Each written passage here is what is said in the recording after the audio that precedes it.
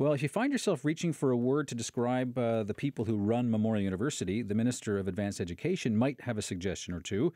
And judging from his tweets and public remarks of late, that word would be entitled. It all stems from the financial crisis that has the university looking hard at the possibility of a tuition hike. And Gerry Byrne joins us in the studio. Good morning. Good morning, Anthony. All right. This started as, I think, a new chapter in a pretty old debate, and you have called what's going on right now a debate. But to use a polite term, Minister, this has turned into a public hissing match.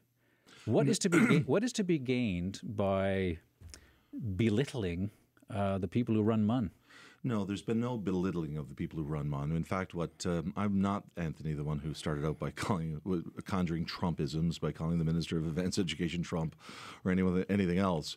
What this is, and it's really, really important to get back to the bottom line here, is that we have asked Memorial University of Newfoundland, as we have asked the Department of Health, as we have asked the education boards, as we have asked every agency, board, and commission to seriously look at their discretionary spending, right, to examine it and to see if they can reduce their discretionary spending so that the taxpayer has to pay less. Right, but I guess the difference is you've cut MUN 2 years in a row. You didn't cut health in the last budget, but you cut MUN again. Well, you know, MUN has it's got some capacity, obviously, to provide some discretionary spending.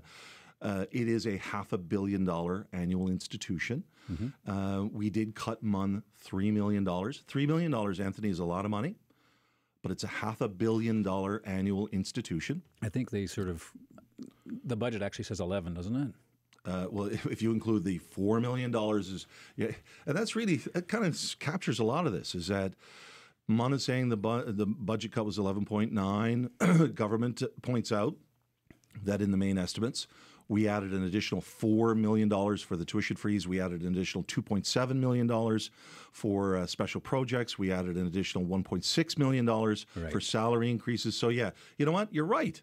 We have really reached a circumstance or a time when not only can we not agree that maybe there could be some discretionary spending cuts at Memorial, things like hospitality, things like travel, things like their fleet, the number of vehicles that they have, things like that are not academically orientated. Right, but have they said that they can't cut those things? Well, they have not offered them up. There have been some efficiency reviews. Right. There have been some things that have been done, but no, this is where this conversation spawned, Anthony, is that when there was a suggestion that there were additional expenditures, they were raised at the town hall. The university's position is there is no further discretionary spending that can be cut. We are cut to the bone. There is nothing further that can be done. That was the position of the university. The tweet you sent out on Tuesday said $700 for fine dining, full raise for staff recruitment, help enforce and reinforce a culture of entitlement.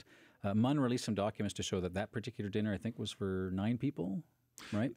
And so it was like $80 a person. And I guess we can argue whether that's extensive or not. But are you telling me that you, Gerry Byrne, in Ottawa all that time, and now as a cabinet minister, you've never had an $80 meal on the public dime? You know what? If you look at my accounts, I don't think last year. I'm talking about in your political career. You've never had a meal worth $80. I cannot recall in my 20-year history. You might be able to come back if there was if there was a visiting head of state. Princess Anne came to Memorial University of Newfoundland. Right. I would not begrudge the university with a position with a head of state to say, you know something, hospitality, to provide the decoration to Princess Anne, her highness. Right. The Prime Minister of Canada came to Memorial University of Newfoundland. If a visiting cabinet minister or head of state came to Memorial University, a matter of introduction, Anthony, as a matter of introduction, I think it would be totally appropriate to provide a certain degree of hospitality. What is at issue here is that this appears, the expenses that we're referring to seem to be routine.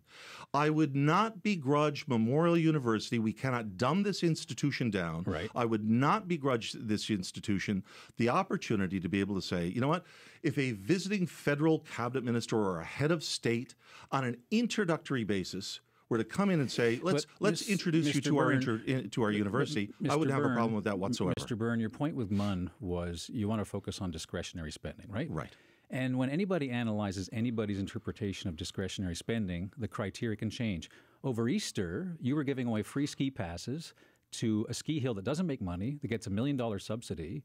And what's the difference? You're accusing MUN of being irresponsible with tax dollars, and you're giving away free passes at a ski hill that doesn't make money. Discretionary spending is just that. It's discretionary. Are we saying that there should be absolutely no discretionary spending? Absolutely not. It is a normal, natural function to be able to have some ability to respond to circumstances. On the on the Marble Mountain situation, let's be clear. It is not uncommon for, on a promotional basis to be able, as part of the marketing initiative, right. Parks Canada this year will offer every Canadian citizen, every visitor to Canada, whether you're from here or not, you will have free access to every National Historic Site, to every park in the country. You will have free access. Marine Atlantic is giving away free gift cards, $50 gas certificates. Right. Via Rail is providing a promotional. Occasionally, on discretion, where it's warranted, it makes a lot of sense to provide a promotional opportunity. The backstory for all this is because you're committed to the tuition freeze, right? We are, for Newfoundland and Labrador students. You talk about this culture of entitlement at MUN, but doesn't a generation of students that thinks that tuition should be frozen in time forever have a sense of entitlement? I mean, tuition hasn't gone up since Grimes was in power, right? You don't think that actually tuition's gone down because it hasn't even kept track with inflation. Now we're going with kind of the moral argument, which is, there is a value to access to post-secondary education. Absolutely. And yes, taxpayers of this province pay the bulk of the load. And this is one of the reasons, Anthony, why I think it's really important to examine the numbers about MUN, because, people often think that the tuition is the full all-in price of an education at Memorial University. It is not. In fact, it's about 1/10 of the actual price of providing the education. Right. So it is important to examine the numbers. Taxpayers in this province pay literally for every student on an annual basis for that student's education. They pay 10 times, roughly, depending on which number you use, but they pay roughly 10 times more than the student does. Now, as a public value, I think university access is really, really important. This was a public policy tool. It was a social tool, and I think it's been very, very effective. And I would encourage our government believes so to the point where we're prepared to invest in a very, very tough fiscal environment. This is why you're $56 million. But this is why you're in this hissing match, as I call it, with MUN. Let me ask you this. We've got to let's finish that point. Okay, quickly, if you can. The point is that MUN is suggesting that it is being starved of resources. It is not. We are always open to a discussion about how much they need and what they need. But let's be clear here. Taxpayers of Newfoundland and Labrador provide more funding to Memorial University of Newfoundland than the people of Nova Scotia provide to all 10 of its universities combined, with 3 times the number of students. Okay, my point was you could offset that with a tuition increase, but we'll have to have you back just to talk about tuition increase. Last question for you, Mr. Byrne. Have you lost faith in... Absolutely not. I have not lost faith in the administration. I have not lost faith in the president. I have not lost faith. We are having a debate. But it's not a debate. It's gone way beyond a debate. It's turned into mudslinging. No, it's not. Absolutely not. It's so personal between you and Noreen Golfman right now. You're going to tell me that that's a debate? A debate is a civilized discourse. This is a total personality clash. You know what we need to do? This is how we ratchet this down, and this is what I'm asking the university. I'm trying to meet with. I've asked to meet with them early next week. Yeah. 2 things need to happen. I think before any consumer feels as though they're getting a good deal, they need to know that those who are supplying them their goods or services, that they're as effective and as efficient at producing that as they possibly can. Well, the university is the supplier. The student is the consumer. I have asked the university to consider their expenses before they increase their price. Right. You know what?